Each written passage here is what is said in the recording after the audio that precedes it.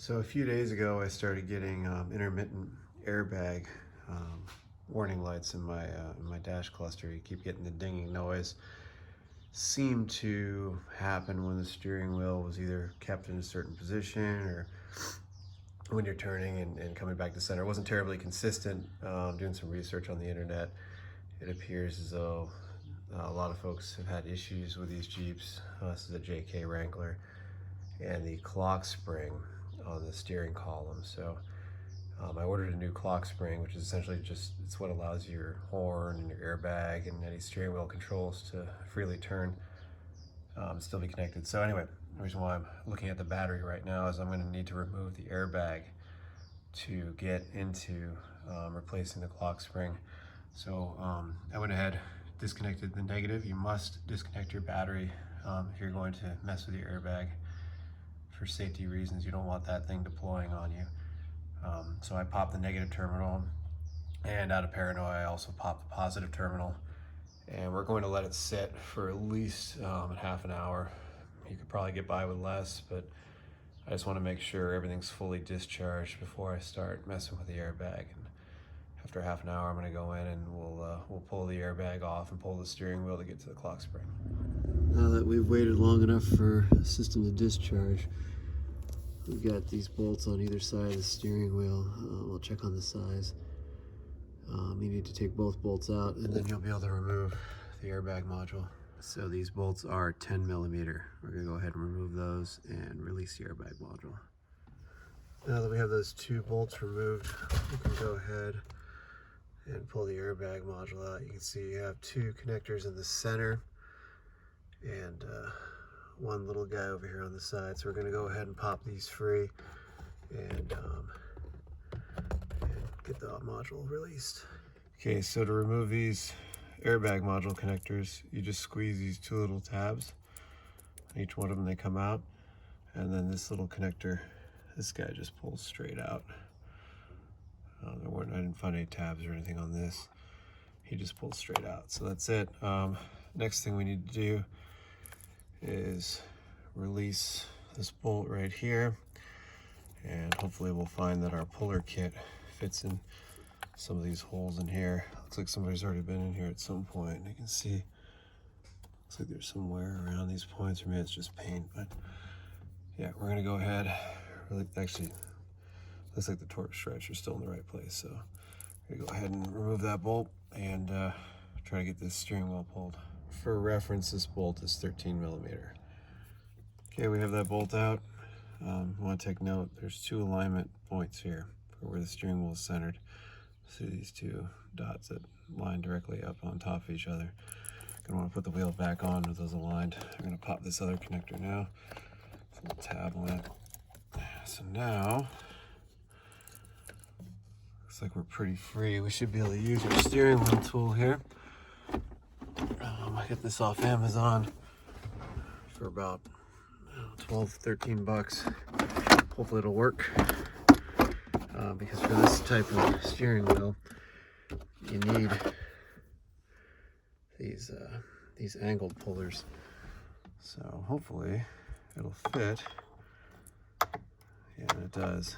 So it grabs in these holes, and we should be able to pull this guy off. So we're gonna get this set up. This all fits in pretty well. It's a little cumbersome to set up.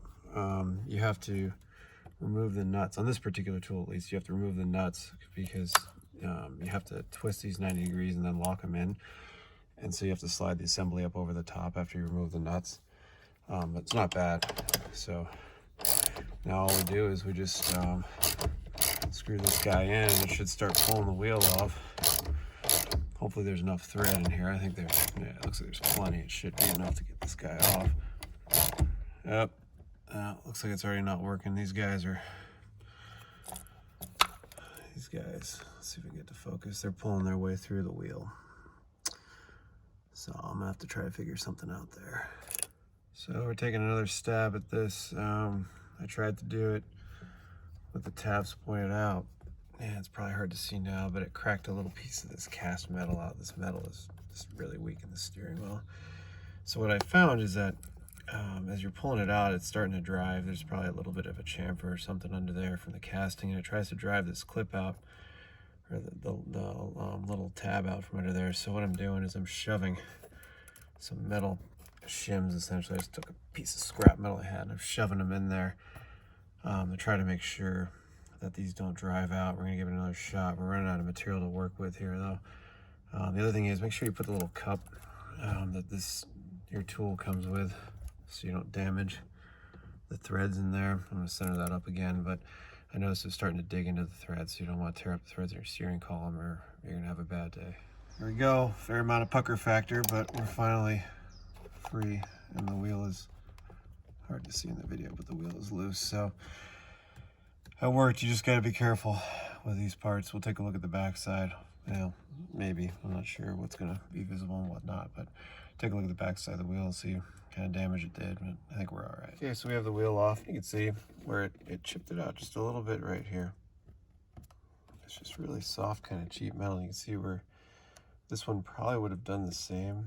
You have to grab it from the outside. That's the only place where there's this little pocket. Trying to get it from the inside, no way on this earth, because there's just nothing there for it to grab to. So you can see where it definitely indented it as it was pulling it out. It's crazy.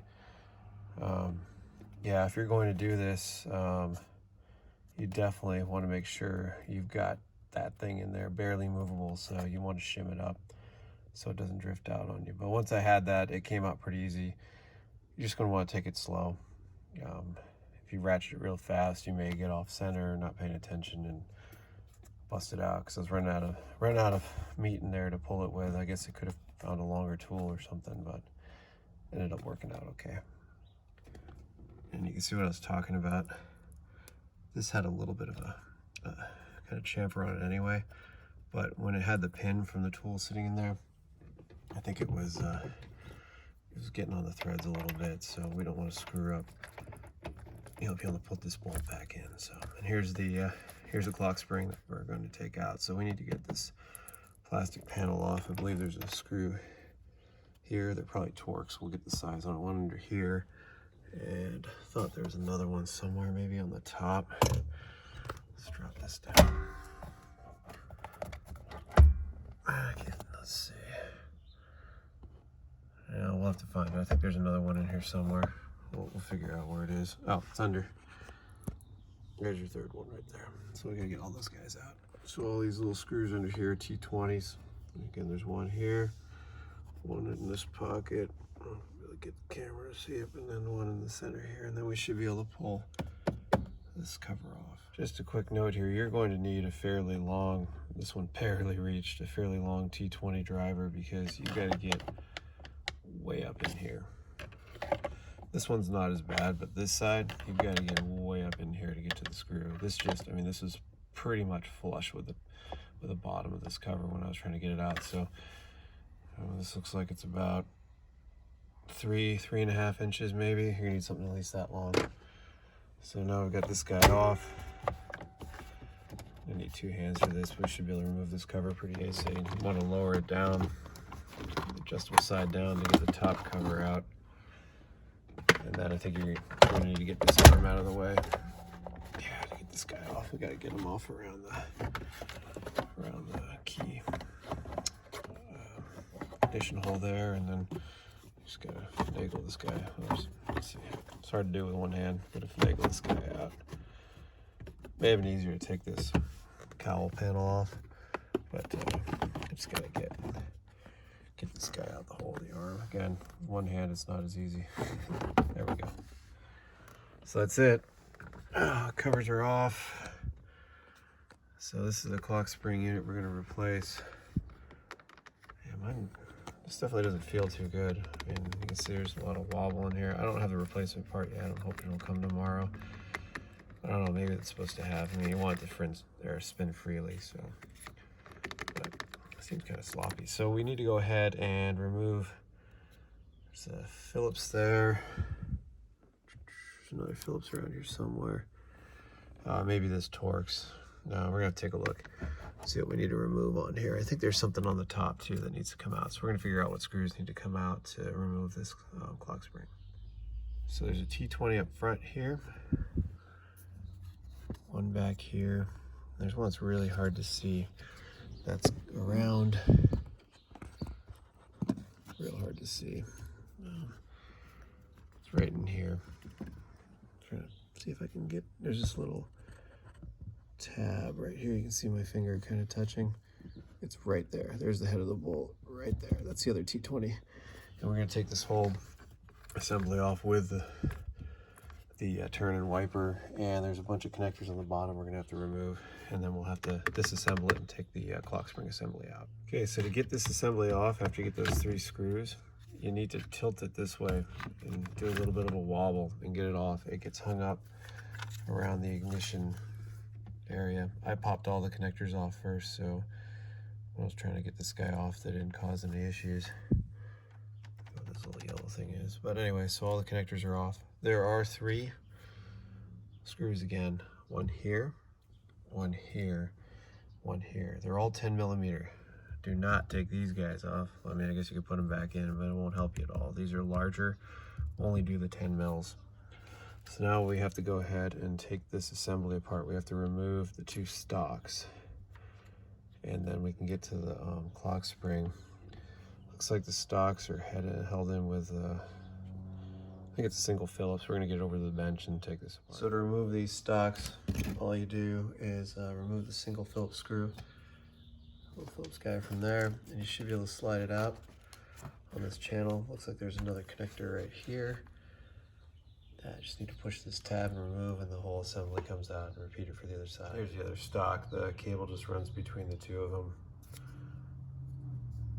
Looking for the connector. There must have been a connector we popped off on one of them. There it is. That's the main connector we already popped off. So here it is.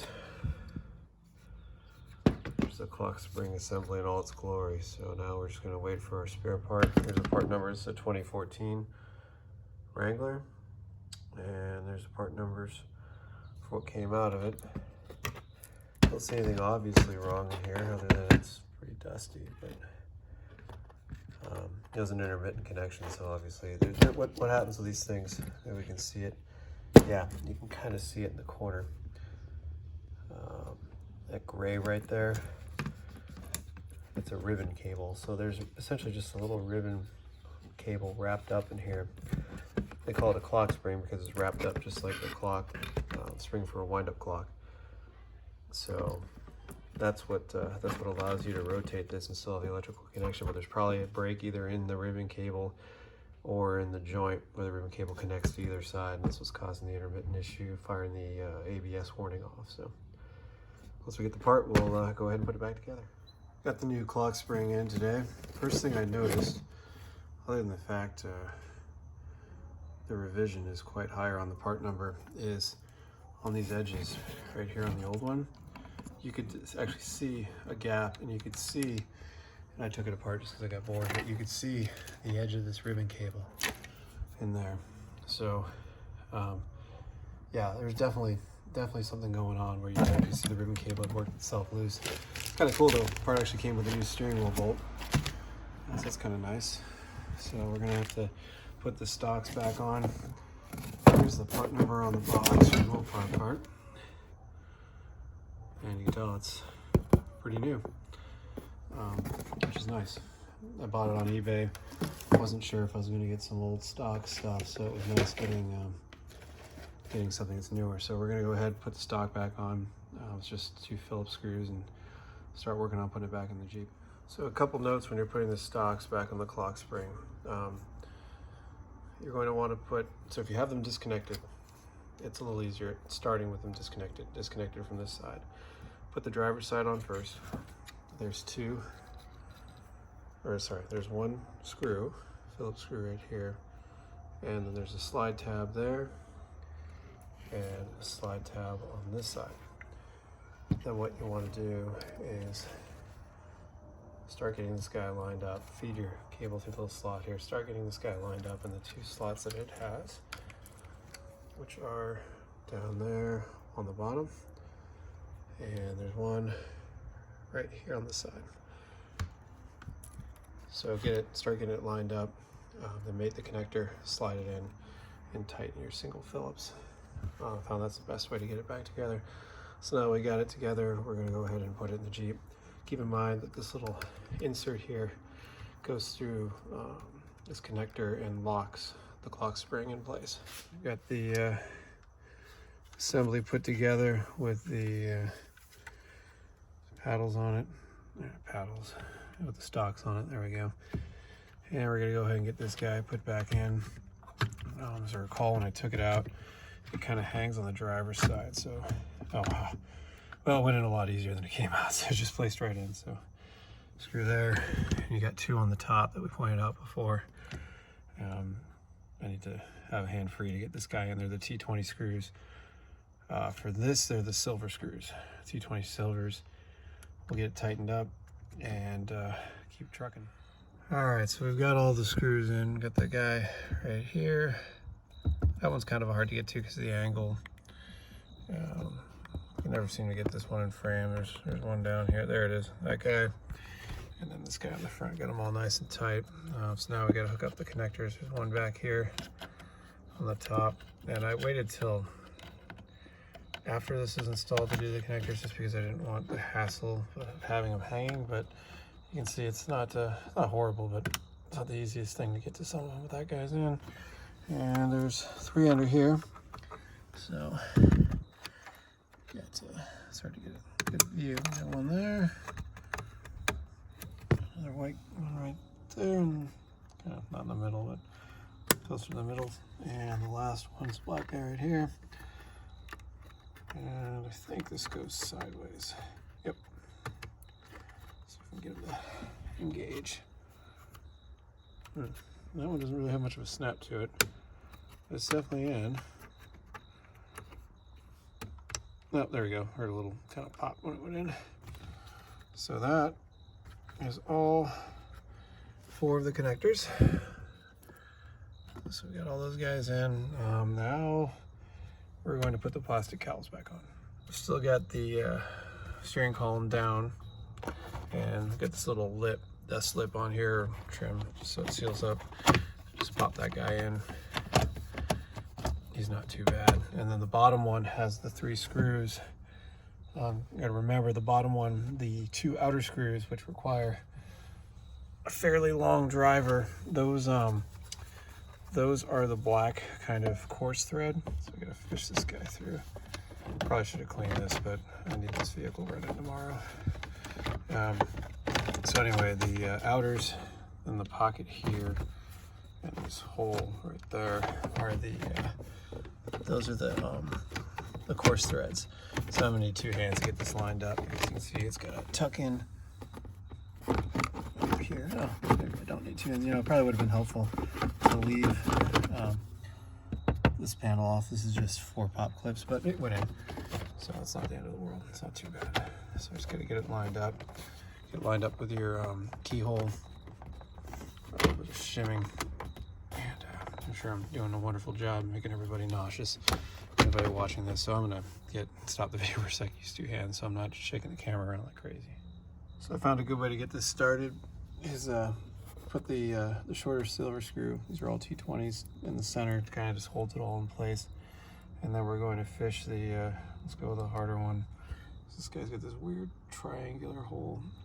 We'll go with that guy first and see how that goes one-handed. Trying to work with a depth perception here.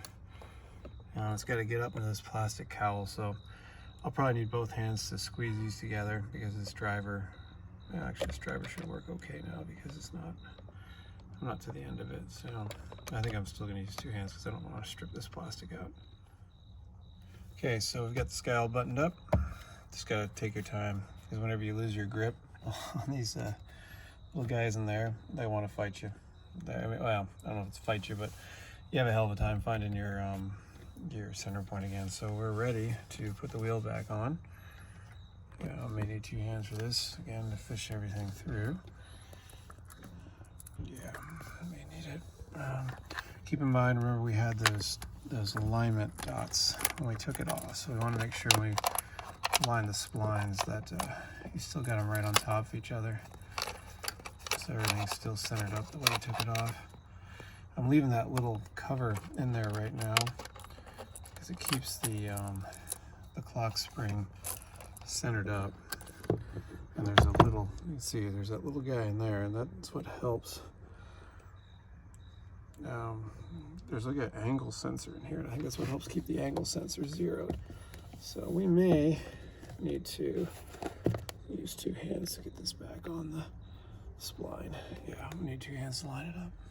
All right, so you can see we've got ourselves dot on dot lined up. Things back in there. We'll pull this guy out now. Make sure we don't damage it. I think we just pull it from the center, maybe. I think maybe we squeeze this guy too. Yeah, I may want to take a look at that. I don't want to break my new clock spring. So we'll get this guy off. Made up our connectors. I gotta get the new bolt that came with the new clock spring. I wasn't able to easily find a torque for this, so I'm just gonna run it down until it's tight, but if I find one, I'll post it. One note about this little plastic protector. It's kind of one of those moments where you're like, what the heck was I thinking? You push it in just like the connector down here, but I think it's this little tab that makes it deceiving. You think you pull it by the tab. Maybe it's designed to release it somehow, but reach in, just squeeze it really good, like where the connector release is for this guy, it comes out. So I mounted this guy up, we have our bolt, and we start running it down. So this is where it comes in handy to have videos of what you did before, because I was able to tell what the gap was before, and it was about the same when I pulled that bolt out. Looked a little odd to me because there was that much of a gap, but checked what it was before. I took it apart and that was about the same. So, all right, we got it tightened down, and we're gonna go ahead and put the airbag module back in. That's all we have left. So just make sure you get your airbag connectors in proper color order. That little black guy over there, I do first, and then do the airbag connectors. And we're gonna grab our bolts that mount the assembly in, run them in the side over here, and then we're all done. I believe those are 10mm, and I think the main steering wheel bolt was a 13mm. So we're all buttoned up. Horn moves. I don't have battery plugged in yet, but everything's on. We'll apply power. Hopefully the airbag doesn't launch out, and give it a go.